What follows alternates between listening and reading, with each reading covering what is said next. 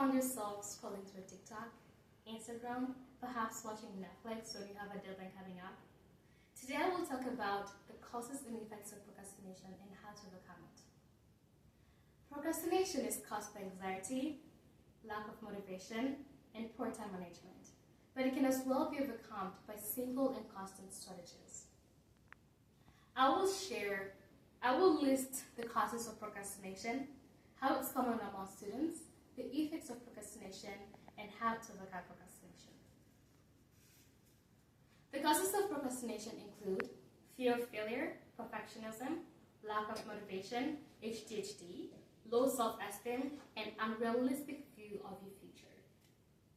As well, procrastination is also commonly seen in students ranging from kindergarteners, elementary students, middle school students, high school students, and commonly in college students.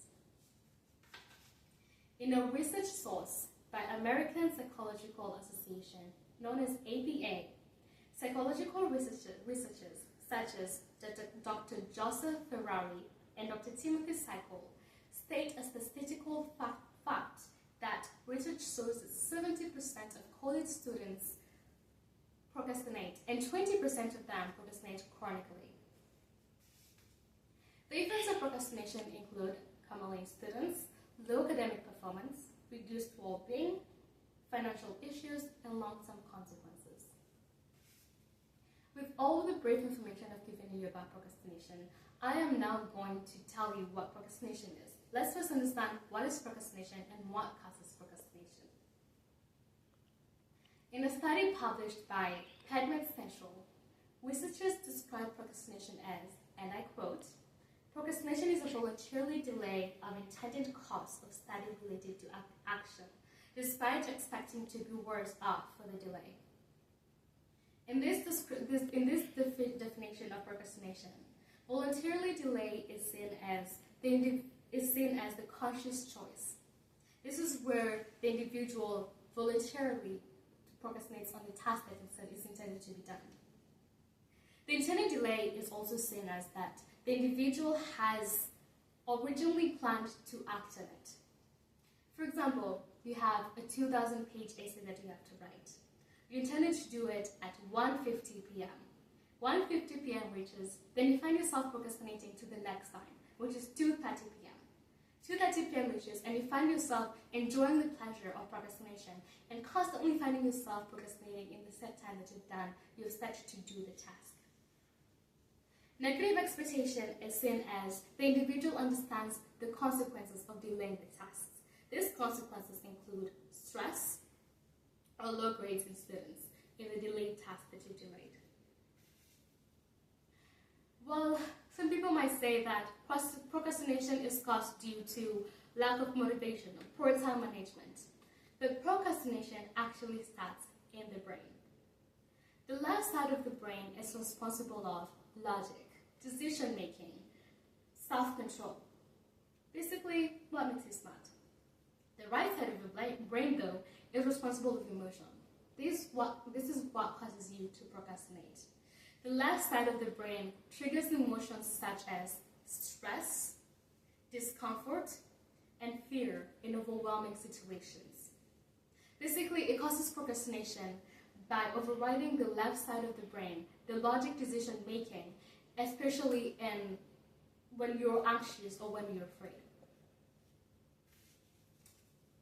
Now that you have understood and you've learned what is procrastination and what causes procrastination, now let's explore the negative effects of procrastination in our lives.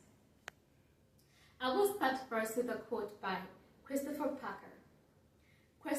He states that procrastination is like a credit card. It's lots of fun until you get the bill. Still in the research source, APA, it states that in students, there are effects of procrastination such as academic consequences. This is where students miss deadline or they submit low quality work. There are also effects of procrastination such as mental and emotional guilt. These include anxiety, stress, and guilt. This is where you wish to did that 2,000 paper essay earlier so that you wouldn't have to rush through the last time and have all this stress catching up to you. There's also another big effect of procrastination in our lives. That includes high stress. This is depression. Long-term procrastination leads to high stress, depression, poor nutrition, and also poor sleep. Although we've learned and we've known about the effects of procrastination, there is still hope. There's a solution. There's a way you can be able to overcome procrastination.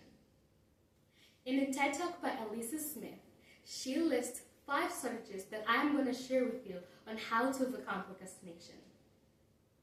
The first strategy is understand the root cause. Understanding that procrastination is a survival strategy. Basically, it's not you being lazy. It's an emotional triggeration of the right side of the brain. Understanding that this is what causes you to procrastinate will help you overcome procrastination. Which leads to the second point, pause and be aware. When you find yourself that you have a task to do, for example, that 2,000 paper essay, ask yourself some questions, which is going to help you understand why you procrastinate. Ask yourself questions as, what am I feeling? Am I feeling anxious? Am I feeling scared? Am I feeling afraid? Also ask yourself questions of, what am I afraid of? In this 2,000 paper essay, what am I afraid of? Am I afraid of the word count that I'm expected to have due?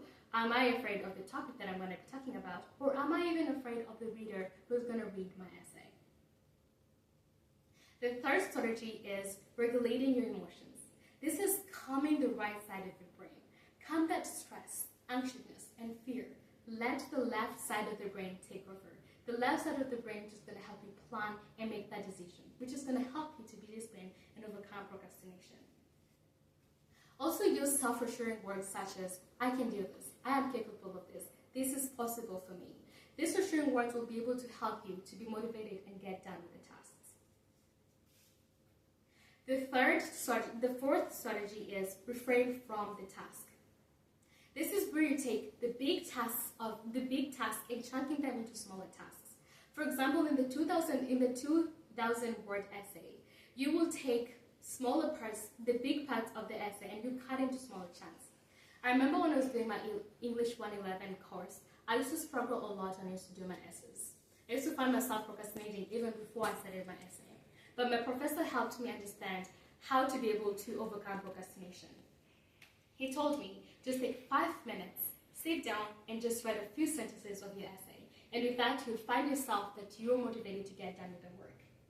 For example, if you have that 2,000 words essay, you would break into chunks, whereby you give yourself 5 minutes and do the introduction. The next day, do 10 to 15 minutes, do the first body paragraph.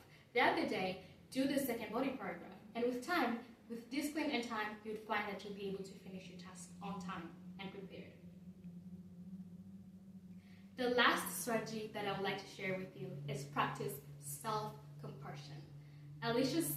Elsa Smith says in her TED Talk, be kind to yourself. Do not punish yourself for struggling. In the TED Talk video, Elsa Smith says, and I quote, you do not procrastinate because you're lazy. You procrastinate because your brain is protecting you from a perceived threat.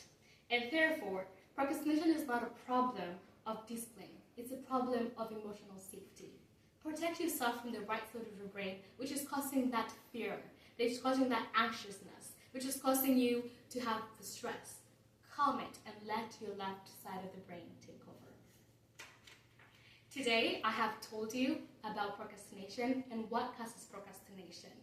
I hope you have learned about the effects, with this information, I hope you've learned about the effects of procrastination and how to overcome procrastination.